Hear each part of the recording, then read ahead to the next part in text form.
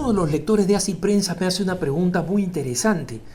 Me pregunta si el ateísmo práctico o el agnosticismo funcional, es decir, las personas que en la práctica actúan como agnósticos o como ateos, es lo mismo que la indiferencia religiosa.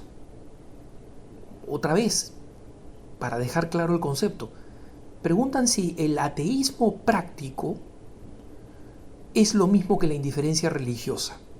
Y la respuesta es no. El ateísmo práctico o el agnosticismo funcional lo llamamos así porque consiste en personas que son en la teoría religiosas, muchas de ellas proclamadas católicas, pero que en su vida cotidiana viven de una forma que no es acorde a su fe. Viven de una forma discordante con su fe. Ese es el ateísmo práctico.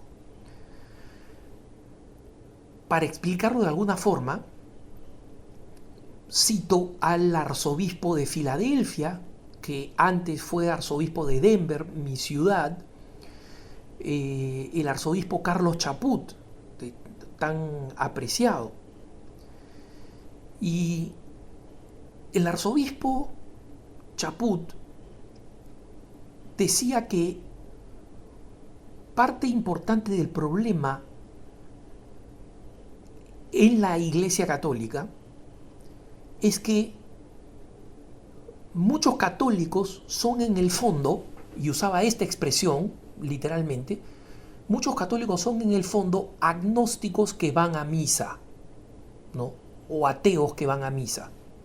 Es decir, cumplen con algunos ritos, con algunas cosas fundamentales, pero después en su vida cotidiana, las opciones morales que hacen de lo que está bien y de lo que está mal, la práctica de las enseñanzas de la Iglesia en su vida personal, en su vida moral, en su vida pública, en su vida política, en su vida de negocios, en su vida estudiantil, en lo que sea, no se guía para nada de los criterios cristianos, sino absolutamente de los criterios mundanos. Y a esa persona, cuando se le pregunta, ¿tú practicas alguna religión?, la persona dice, sí, soy católico, ¿no? En más de una ocasión he contado la anécdota de cuando una persona en una casa cerca del barrio donde yo vivía de joven, que vendía drogas desde la casa, era conocida que la casa era un sitio donde se vendía drogas. Una vez unos evangélicos tocaron el timbre, como iban de parejas, ¿no es cierto?, casa por casa, predicando su religión. Tocan el timbre. En ese entonces yo no era practicante, no era particularmente católico, pero pasaba por la casa y fui testigo de esto. La dama, que era la que vendía las drogas, ¿no?, a quienes venían a comprar, se apareció por la ventana del segundo piso de la casa y les dijo,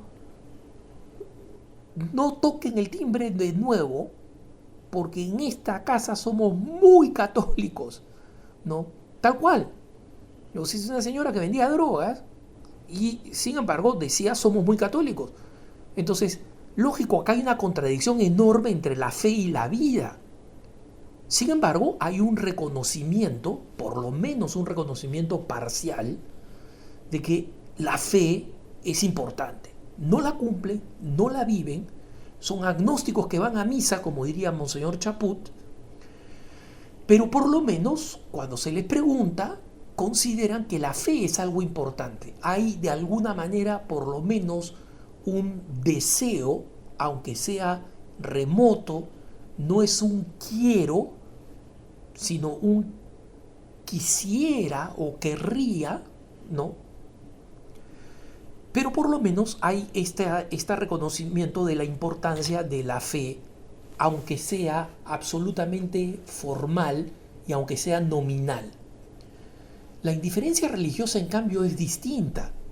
La indiferencia religiosa es la que caracteriza mucha parte de esta generación que llamamos los millennials o mileniales, y que son la generación, digamos, cuya infancia comenzó alrededor del nuevo milenio y que ahora están entre los 20 y 30 años, ¿no? O sea, más jóvenes también, de los 15 a los 30 años, son una generación que tiende a ser, en Estados Unidos le llaman los nos, es decir, los no del opuesto a sí, porque no son nada, no son cristianos, no son budistas, no son musulmanes, no son evangélicos, no son católicos, no son. Entonces le llaman los nos o los noes, como quieran llamarlos ustedes, los non. ¿Y por qué? Porque una de los defectos frecuentes, y digo uno de los defectos, y digo frecuentes, no digo absolutos, porque no se puede pintar a toda una generación con una brocha gorda, pero sí una de las características que suele marcar a los millennials es que hay un cierto egocentrismo, una cierta concentración en su propio bienestar, en su propio beneficio. Son la generación del mí, mío, yo, y en consecuencia, cuando no ven una ventaja directa, inmediata, no tienen ningún interés en aquella cosa, realidad, situación o propuesta. Y como el valor de la religión rara vez significa una autosatisfacción inmediata, salvo, digamos, manifestaciones muy emocionales de la religión, hay un número importante de millennials que se declaran no, es decir, no forman parte de ninguna religión, no están afiliados a ninguna religión. Creen en Dios, les parece que es más o menos importante, pero no tienen ninguna importancia particular en su vida y básicamente no creen que las religiones sean importantes. Las descartan todas por igual. Esa es la indiferencia religiosa. Por lo menos el agnóstico funcional o el ateo práctico es ateo en su forma de actuar, pero en su mente hay una cierta conciencia remota, débil, todo lo que quieran, pero hay una conciencia de que existe algo importante en la religión. Para esta mujer, en el ejemplo que ponía esta dama que vendía drogas y que le dijo a él, los evangélicos, en este hogar somos muy católicos, para ella sí hay una diferencia entre el catolicismo y el protestantismo, sí hay una diferencia que hay que apreciar si se proclama miembro de una denominación, por más mal, digamos, que sea, o por más poco coherente que sea con esa religión. El millennial promedio y muchas otras personas que también son de generaciones mayores piensan en cambio distinto, piensan que ninguna religión es importante y no tienen hostilidad frente a la religión, ojo, porque el ateillo, el que yo suelo llamar ateillo para distinguirlo del ateo de verdad, ¿no? Del que de verdad ha llegado a una conclusión lógica y firme de que Dios no existe y no tiene ninguna fobia particular contra la religión.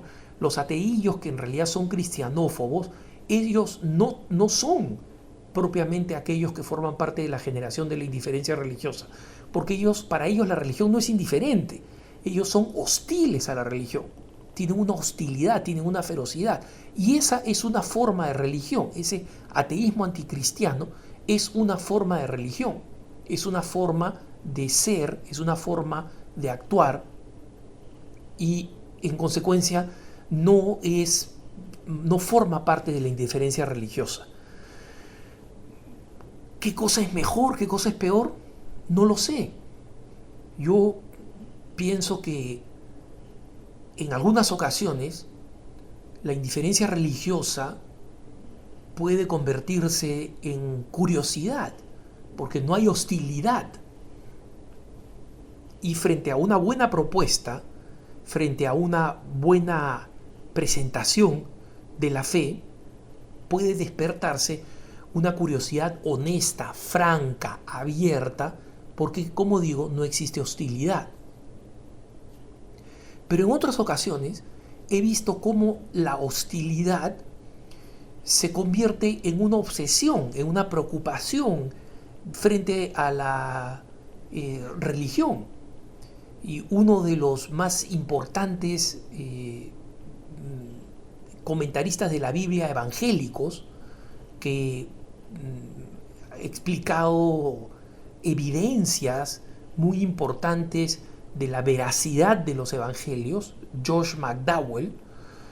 Josh McDowell comenzó su investigación de los evangelios con una intención antirreligiosa para demostrar que los evangelios estaban equivocados y que eran una farsa.